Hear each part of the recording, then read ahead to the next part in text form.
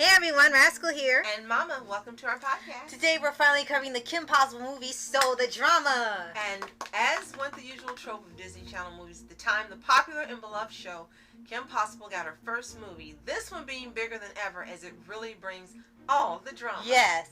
And before we start, be sure to like, subscribe, and click the notification bell to get updates on future podcasts and little pause videos. Yes, and we finally got to see the ship of Kimmy and Ron. Yes. Canon. Yes. And we actually ended up rewatching this a little while ago. We've actually seen this movie multiple times. Yeah, but we just hadn't seen it in years. Right. So the last time recently was like you said, years. And it felt a little odd seeing it because of how long it's been since the show. We had to take our minds out of that live action atrocity that they did. Like, this is the Kim Possible movie we prefer over what the 2019 one was. Yes, it doesn't exist. Right. So with this, usually they took the route like Cartoon Network, where the biggest popular shows on there would get movie finales. Now the thing that stood out about Kim Possible was that originally this movie, So the Drama, was supposed to be the end of the series. But because it was so popular and people demanded they wanted to see more, it actually, for the first time, it went further than its original plan and got one last season because of how popular it was. And this was back when the channel and the company actually listened to the fans and said, okay, we'll give you more of what you want. I think what's really great about it is that they left the characters as they were. Nothing changed. There were no upgrades and all this other stuff that happens now when you see a series and then you get a movie, whether it's animated or a live action adaptation, and they change everything. It's like, why? What was wrong with the original? Right. But they kept everything the same, and the same villains were there, the same heroes were there, their families were there, and it really worked well and made you happy to watch it. It was like watching an extended episode. Yes. Heck, the DVD we got is called the Top Secret Extended Edition, so you even got more than what was possibly shown if this was at the theater or on TV. Yeah. So for here, this is exactly what the title says. All the episodes always say, so not the drama. Excuse me. Well, this one actually has drama, and of course this has to do with the romance in there. But unlike now where it's always shoved down your throats, here it's just kind of like been building up to this for a while, and now you're kind of seeing it come to a head in here. Because when you get to season 4, they don't break up immediately. They actually just, actually stay together, which was really different for a show like that. And another different thing is you really didn't know they're going to end up together. You thought that this was going to be her boyfriend. He was never going to have a chance. You really didn't see it coming. Right. It wasn't obvious, excuse me. It wasn't obvious like it is now. Right. And it really threw you off because of everything that happened. And another thing that was different was Draken actually had a good plan because you didn't even know what he was doing. So much so that even Shigo couldn't figure out and say, oh, you actually might win this time. And this time Draken actually was very close to taking over. Yeah. Which was the first and only time it ever happened. And so it was actually a step up for the villain, but it wasn't so big where he was so powerful you couldn't beat him and it'd be like ridiculously overpowered.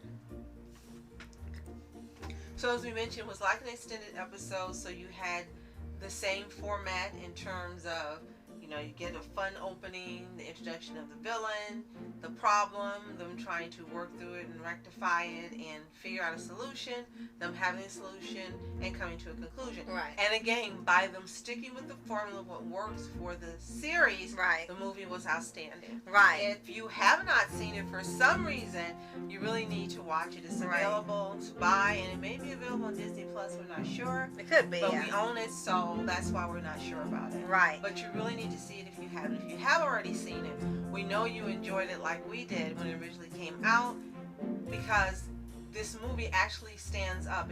As you mentioned earlier, you had to kind of get back into the mindset because it's been so long. Right. And once you do, it's like you never left. Right. It's like Kim Possible is still on. It's like this is fun and entertaining, and Rufus is Rufus. Right, and not CGI, which was once a joke and they turned real. Right. And with this show, you can say that, it's almost timeless. It's certainly not dated because these are the type of shows you still want to see, with superheroes or spies and things. And unfortunately, Disney has kind of lost that touch with the recent stuff. They seem to be all about Marvel and Star Wars, and everything's gotta be like the MCU movies or the Star Wars movies. They don't seem to be putting a lot of effort into making their own superhero shows, because they made stuff like this, The Incredibles and Sky High.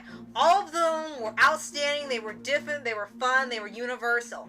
But now with Marvel being bigger than ever, it seems like every single show has to conform to being like Marvel or a parody of Marvel, rather than just being their own unique stories. So watching this again, yeah, there's some things they don't have anymore when they have the show. So that's why I say it's almost timeless, but it's not dated, because no matter what, you're still enjoying it. Because you can watch this 20 years later. Yes, it's 20 years old. Can you believe it? No.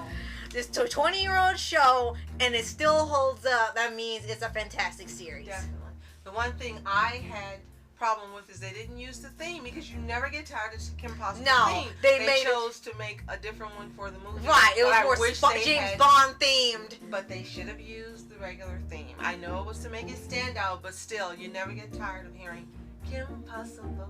Yes. Yeah, that is. I should have brought that up earlier. Yes. In the opening of the movie, after they have their cold opening, they have a more espionage take on the regular theme. And it sounds like James Bond in the background, and they got the silhouettes and everything of the characters. And Kimmy has a special outfit on. Right. So, yeah, I got they were going for, they wanted to, like you said, up it a little bit, but at least they didn't veer off so far that it didn't feel like Kim Possible. They were trying to be something else. No, they just wanted to be a bigger Kim Possible story, which is great. Absolutely. So if you've seen the drama movie, let us know what you think in the comments below. Do you own it like we do? And if you haven't seen it, it's available to buy and a game, possibly on Disney Plus. You can let us know in the comments as well. Right. And if you haven't already, subscribe for updates and weekly videos on your favorite anime series, animated shows, and all things animation. Absolutely. So, thank you so much for watching Oscar Entertainment. And I'm on Entertainment. Have a fantastic day. Peace. Call me, beat me if you want to reach me. Ding.